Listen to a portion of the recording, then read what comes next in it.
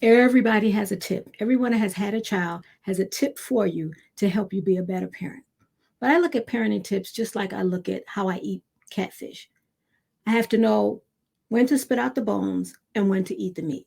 So to me, parenting tips are like that. You got to know which ones to keep and which ones to just kind of like not pay attention to. So let's talk about it. So, yeah, the age old question that a lot of people have said, what is the best way to parent? And in order to answer that, I have to tell you about an experience that I had when I had my first child.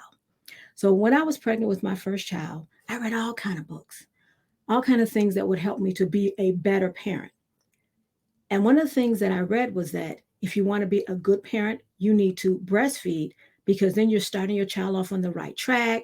You're helping their brain to develop. And breastfed children are smarter than children that are bottle fed. That's what I read.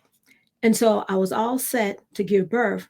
And then as it got closer, I realized I would have to have a C section. I was devastated because I was thinking, I'm not going to give my child the best opportunity to be as smart as she can be because I can't breastfeed.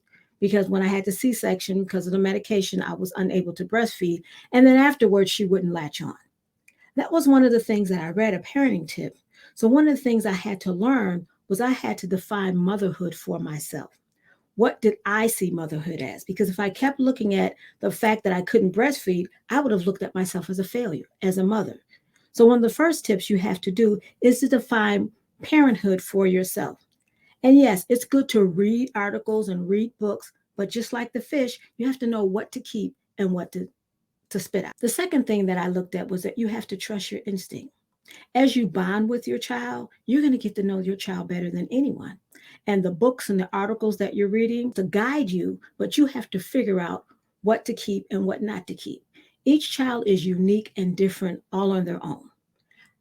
My children, one of them may need more structure, the other one may need less structure. So you have to figure out based on your child, what does your child need? What you do for one, you may not have to do for the other. I know growing up, my mother would say, I parented you all the same way. I did the same for all of my children. But that's not the best way to parent because all of your children may need something differently. So you can't parent your child the same way. There are going to be some basic things that you give your children, but as you learn your child, you'll know based on your instinct what one child needs versus another one. And sometimes what we do is we base our parenting off of the fears of other people. Well, if you're too strict with your child, this may happen. If you're too lenient with your child, that may happen. And so we're basing our parenting off of the fears of other people. And so that's why I say you have to trust your instinct. You have to trust what you as a parent feels works best for your child. Third thing is that children learn by how they are treated. In other words, children grow by being nurtured.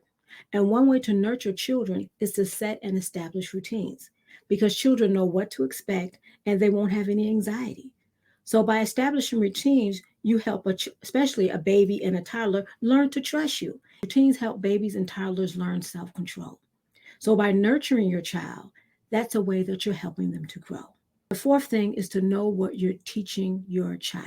And this is a big one because everything you say or do, or everything you don't say and don't do, your child is learning from it. Make sure what you're teaching them is a reflection of what you want.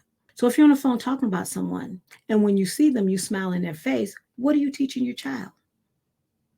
And if your child is acting out or misbehaving, is it something they saw you do? As an educator, I would see parents that would come up to the school and they're gonna tell that teacher off. They're gonna tell their teacher what they think. What are you teaching your child when you go up to the school and you go off on the teacher? What are you teaching your child if you fighting somebody in the middle of the street? If you say, I'm going to drag that person, what are you teaching your child? So make sure that you know what you're teaching your child. So instead of just telling your child what to do, model what behavior you want your child to do. So these are just a few of the parent tips that I have. Put down in the link below some parent tips that you have that may have been good and may be good for you to follow. I have the ticker tape going around at the top. Go ahead and subscribe and like and comment because YouTube shows that because of its algorithm, it shows the video to other parents. And share this video with other parents that you think that will benefit from it. Here's another video that I have that's going to help you be that awesome parent that I know you are.